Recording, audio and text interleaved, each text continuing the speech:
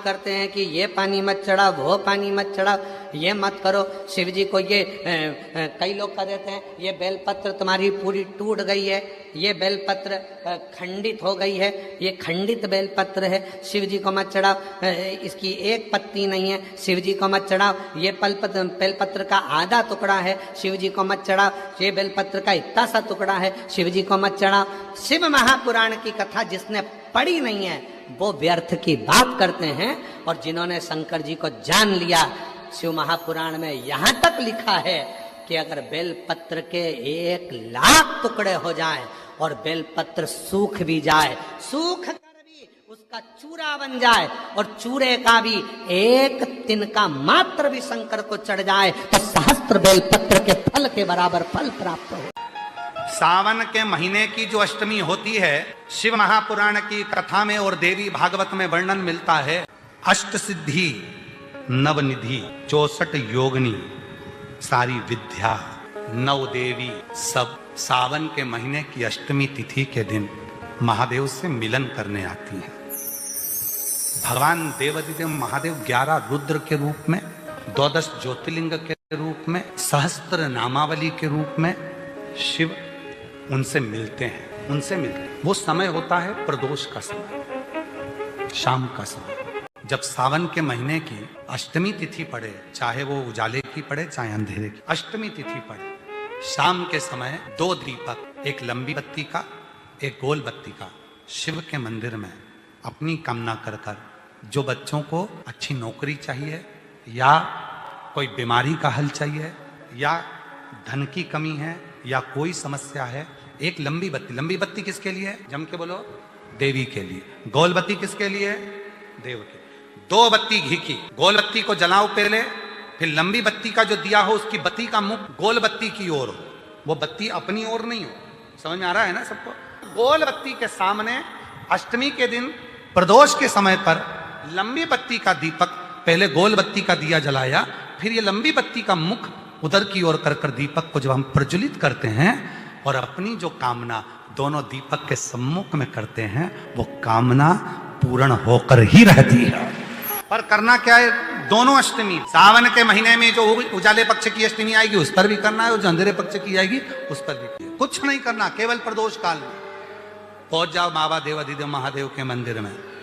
एक दीपक, दोनों दीपक साथ में रखो, एक दीपक गोल बत्ती का पहले जलाओ, लंबी बत्ती का दीपक का मुख गोल बत्ती की ओर करो, प्रज्वलित करो और बाबा को अपने मन, बाबा को अपने।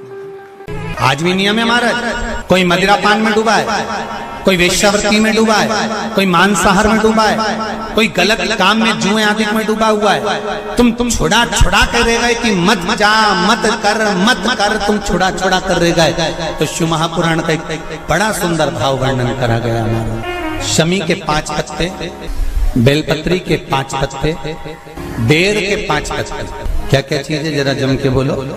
शमी के 5 पत्ते, बेर के 5 पत्ते और बेलपत्री के 5 पत्ते। महाराज, श्रावण महीने की दोनों अष्टमियों में से कोई भी अष्टमी, ये भी जरूरी नहीं है कि सोमवार की ही अष्टमी थी। श्रावण महीने की दोनों अष्टमियों में से कोई भी अष्टमी को बेर के पत्ते पर लाल चंदन, बेलपत्री के पत्ते पर पीला चंदन, शमी के पत्र पर केवल कोई चंदन लगाने की जरूरत नहीं, सादा केवल एकदम कुछ भी उसमें लगाकर नहीं, सिंपल। पहले लाल चंदन वाले पत्ते, फिर बेलपत्री के पत्ते, फिर शमी के पत्ते शिवलिंग के ऊपर समर्पित कर कर उसको उठाकर वापस लाकर बेलपत्री के पेड़ के नीचे ही 1 लोटा जल समर्पित कर कर पहले पत्ते चढ़ा देंगे, फिर लोटा भर जल समर्पित कर देंगे। उसी चढ़े हुए पत्तों में से 5 बेलपत्र को लेकर अपने घर आ जावे और अवधूतेश्वर महादेव, कौन से महादेव? अवधूतेश्वर महादेव। ये अवधूतेश्वर महादेव कौन से हैं? आपको कथा में कई बार वर्णन करा गया है। शंकर भगवान को क्रोध आया, ब्रह्मा जी ने क्रोध को लिया, समुद्र में डाला। उस रूप को क्रोध का एक रूप था, क्योंकि जो मदिरा पान करने वाले होते हैं, व्यसन करने वाले होते हैं, गलत काम करने वाले होते हैं, इनको सुधार करे जाओ। जितना तुम समझाओगे ये उतना आग बबूला होंगे। तुम बच्चों से कहोगे गलत लड़के के साथ रह रहा मत रहे, तो और ज्यादा क्रोध करेगा, और चिड़चिड़ करेगा, और अपशब्द कहेगा। तो ये क्रोध को संयमित कर।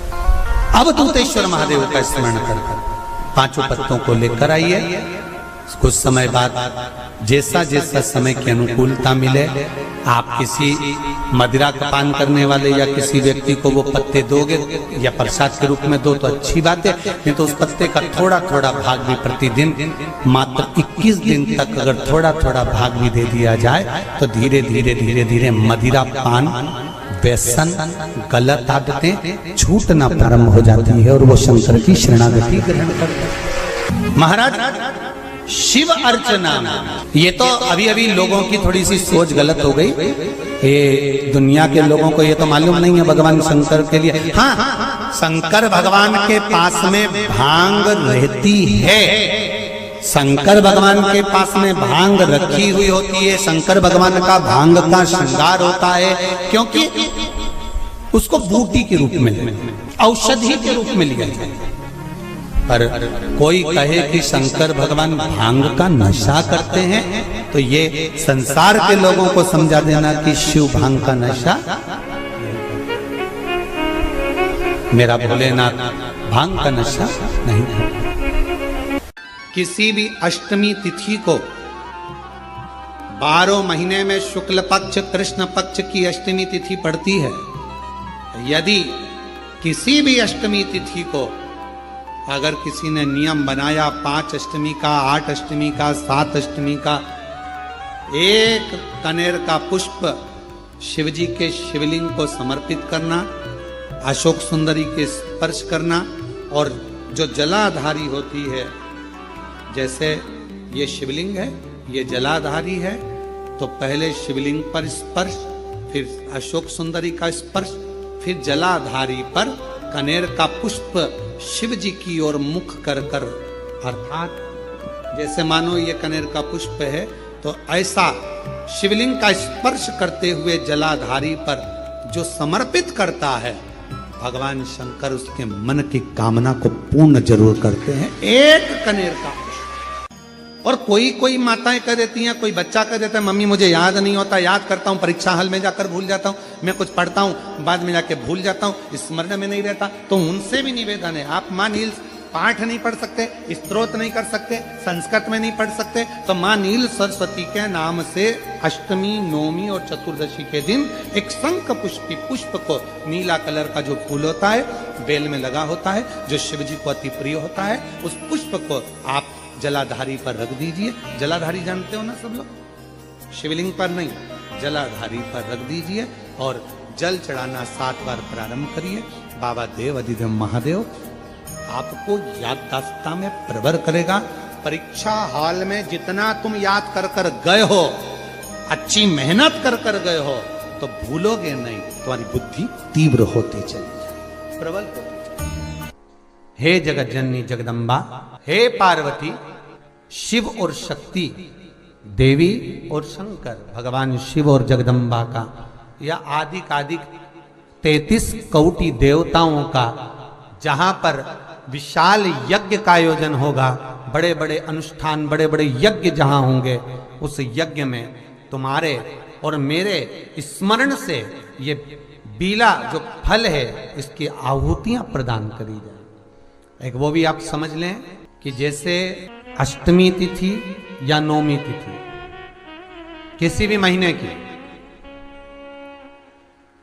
चाहे शुक्ल पक्ष की हो चाहे कृष्ण पक्ष की हो, अष्टमी और नवमी तिथि, ये 2 तिथियां ऐसी हैं, मान लो तुम्हारा पैसा तुमने किसी को दिया, 5 लाख, 4 लाख, 3 लाख, 10 लाख, 8 लाख, 2 लाख, 50,000, 25,000, 20,000, 40,000, और वो पैसा नहीं दे रहा आपको, आप हार गए कह के कर, फोन लगा कर, भैया दे दे रहे, परेशानी है, दे दे रहे भैया, हम तो परेशान हो गए, और हार गए, नहीं मिल रहा, बहुत परेशान। तो महाराज किसी भी अष्टमी या नवमी तिथि के दिन आप माँ जगतजननी जगदम्बा का शिव के साथ में शिव शक्ति का स्मरण कर कर देवी के नाम की 9 आहुतियां सूखे बीले की, मतलब बीला जो सूख चुका है, फल जो सूख चुका है, उसकी 9 आहुतियां अग्नि में शंकर और सती के नाम से, शंकर और शिव के नाम से समर्पित करें।